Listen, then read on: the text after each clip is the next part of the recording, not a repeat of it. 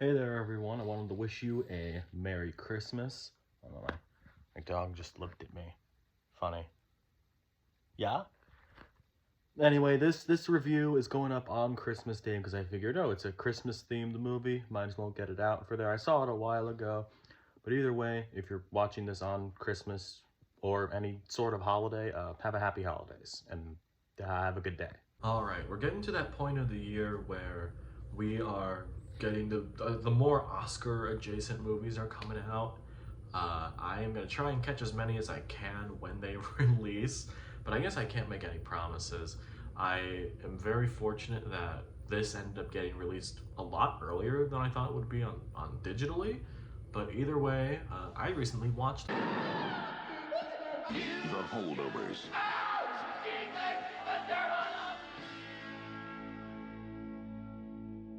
I didn't really know what this was going into it. I knew it was a Christmas movie. Well, maybe not overtly a Christmas movie, but it's set during Christmas, and I guess that's what constitutes a Christmas movie. It stars Paul Giamatti as a professor at a New England prep school where he is supposed to take care of students that don't go back for the holidays, and one of them is this like brainy troublemaker that is there, played by Dominic Sessa.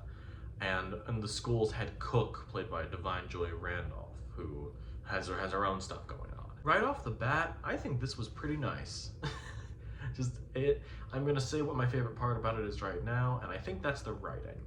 I feel like it does a specific thing in its script that I appreciate a lot, and not many other movies can do, or at least show so well on screen, and that it toes the line between a movie being bleak and also being pretty uplifting as well. And that's where I think people are getting, where pretty much every other review I've seen has said that this has a warm and cozy feeling, which I don't disagree with, but the director, Alexander Payne, has come out and said that he does not understand why it's getting so much of that, as well as feeling nauseated by it. That's a quote directly from him.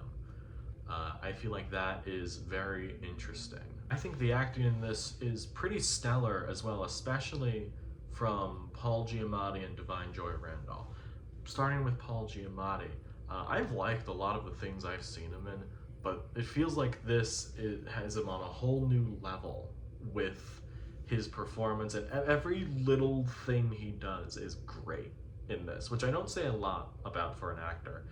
And if I'm being totally honest, I feel like he's the only rival at the Oscars to Cillian Murphy right now. I feel like he's like a close second to Cillian Murphy, which says a lot to me. However, I think Divine Joy Randolph is a lock for the Oscar. Maybe my favorite performance in this whole movie, in terms of just, there are so many layers to this character, especially being portrayed by a pretty, usually what I've seen her as, a comedic actress. She's one of the best parts of the HBO show The Idol. Do you remember that from this year? She was in that. She was one of the best parts of this, and she's one of the best parts of The Holdovers as well. I'd also like to shout out Dominic Sessa, the guy that plays the troublemaker, or one of the main characters. To my knowledge, this is the first movie he's been in. He's done a couple of things on Broadway, but this is the first movie he's been in. Where has he been this whole time? I think he's great. I don't know if he's gonna get any like award nominations, although give him a couple, because he's a discovery. God damn. I also really enjoyed the technical aspects of this movie.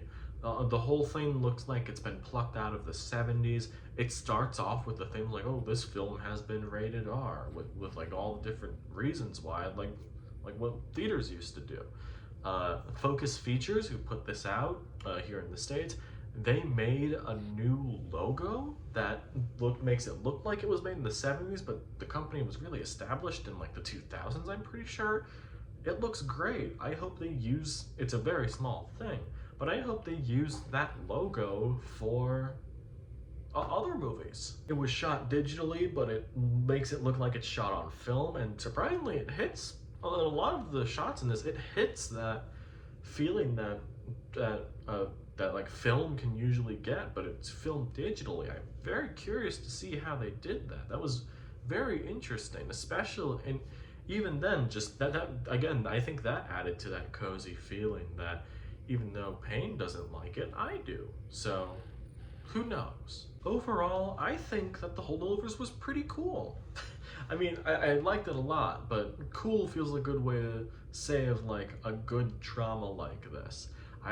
This is typically not my favorite genre of movie, but I feel like watching this had a very interesting feeling to it, especially with its very incredible script, which is helped by the performances by Paul Giamatti, Divine Joy Randolph, and Dominic Sessa.